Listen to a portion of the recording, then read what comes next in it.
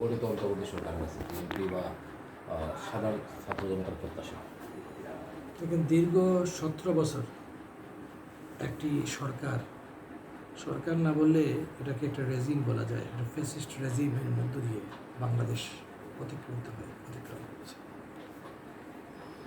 17 বছর আন্দোলন করেছি আমরা। এই আন্দোলন করতে গিয়ে ছাত্র জনতার অনেকেই ভিন্ন মত, শুধুমাত্র বিএনপি না, বিএনপির বাইরেও ভিন্ন মতের মানুষজন, সাংবাদিকরা সহ অনেকেই প্রাণ দিতে হয়েছে। প্রায় 700 মানুষজন গুম নামক কারাগারে বন্দী ছিল। হাজার হাজার নেতাকর্মী বিএনপির সহ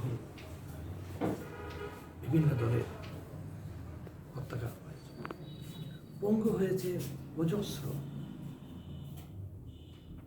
মামলার বোঝা মাথায় নিয়ে বাংলাদেশের মানুষজন চলাফেরা করেছে, বিএনপি সহ ভিন্ন মতের সবাই।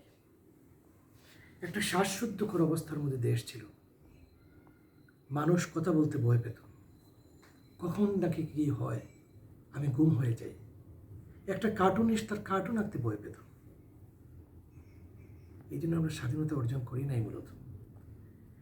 17 বছর আমরা আন্দোলন করেছি। সেই আন্দোলনের জবানিকাবাত হয়েছে একটি সফল ছাত্র জনতার গণ-অভ্যুত্থানের মধ্য দিয়ে। বিশেষ করে বাংলাদেশের ছাত্র সমাজ জেগে উঠেছিল শেষ মুহূর্তে। দীর্ঘদিনের মানুষের যে পুঞ্জীভূত ক্ষোভ ছিল, ছাত্র সমাজ যখন মানুষকে জাগরিত করেছে, শেষের দিকে এসে মানুষ নেমে এসেছে রাস্তায়। মানুষ আশার আলো দেখেছে।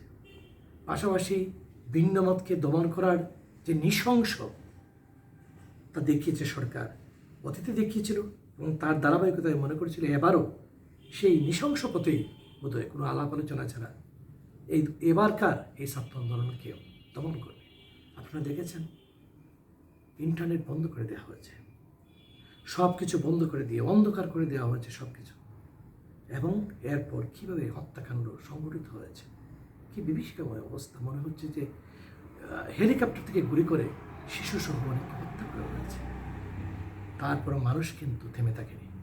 মানুষ যখন একবার জাগে, বাংলাদেশের মানুষ জেগেই 52 কিন্তু ভাষা আন্দোলনের মানুষ জেগেছিল, ছাত্র সমাজ জেগেছিল।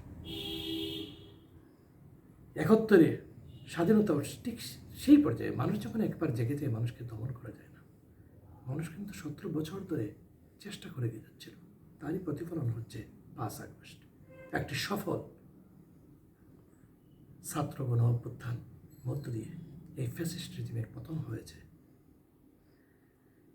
আমরা 111-এর সময় দেখেছি, একটি গণতান্ত্রিক সরকারকে সরিয়ে 111-এর সময় দেখেছি দেশের মানুষ কিন্তু সেই সময় অনেক কিছু প্রত্যাশা করেছিল যে কিছু একটা হবে, বাংলাদেশ বোধহয় একটা সফল কোনো কিছু করতে যাচ্ছে 111। পরবর্তী পর্যায়ে এই 111 সরকারের অবস্থা আপনারা সবাই জানেন। অরাজনৈতিক এই সরকার কি করেছে বাংলাদেশকে পিছন দিকে নিয়ে যাওয়ার জন্য সবাই জানে।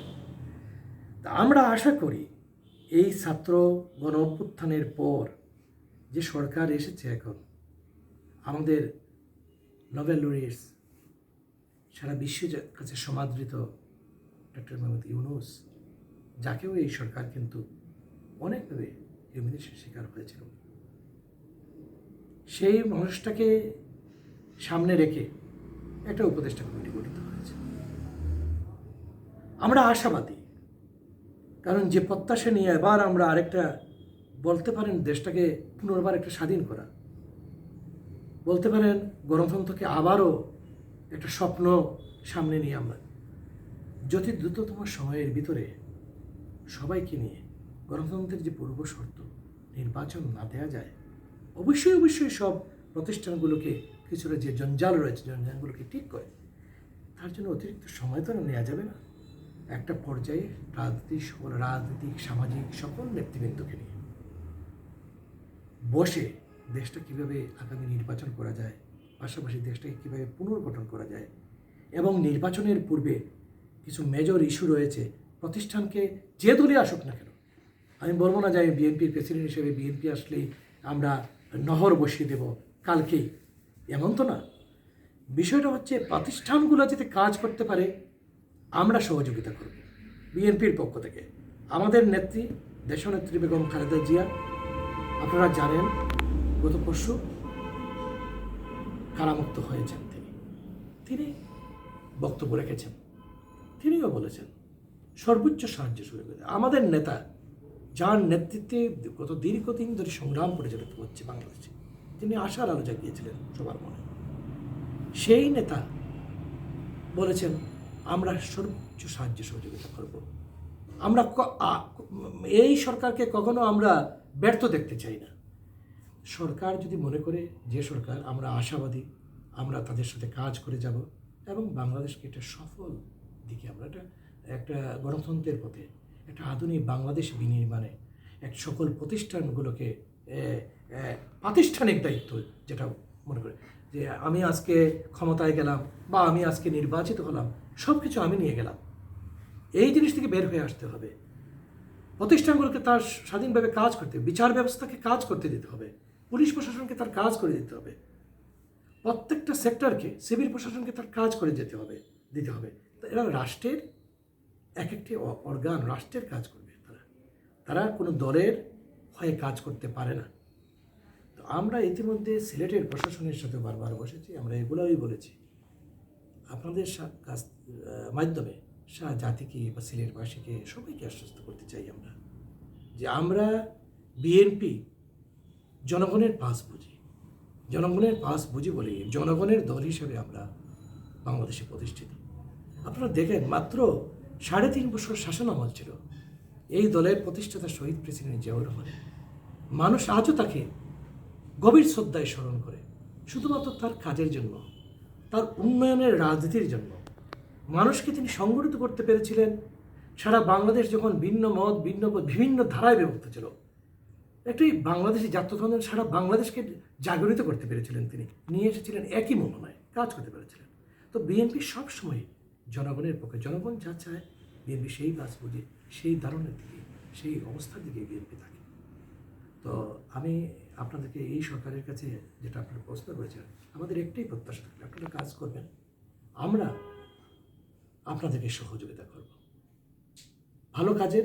যদি আপনারা সেই পর্যায়ে যান যে কাজ অতীতে বিভিন্ন সরকার যখন দায়িত্ব পাওয়ার পর মনে করেছিল জনগণ বুঝি আমাকে সব কিছু দিয়ে, আমাকেই ঠিক করতে হবে, আমিই সব কিছু, এই ধরনের চিন্তা চেতনা যেন আশা করি এই সরকারের কাছে আসবে না।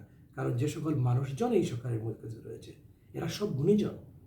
বাংলাদেশে একটা সংস্কৃতি শুরু হয়েছিল গুণীজনদেরকে অপদস্থ করা, সেই সংস্কৃতিকে আমরা বেরিয়ে আসতে চাই, গুণীজনরা যাতে কাজ করতে পারে। এই জন্য গুণীজনদেরকে স্মরণ রাখতে হবে। আমরা গুণীজন, আমরা বাংলাদেশের মানুষকে, আমরা এসেছি, আমরা একটি সুন্দর নেতৃত্ব, আগামীর বাংলাদেশের রাস্তা দেখিয়ে আমরা আমাদের অবস্থান থেকে চলে যাব এবং আমরা সব সময় যেন যেই রাষ্ট্র পরিচালনায় আসে আমরা যেন সেই অবস্থায় তাদেরকে সুপরামর্শ দিতে পারি, সেই অবস্থায় থাকবো। ধন্যবাদ।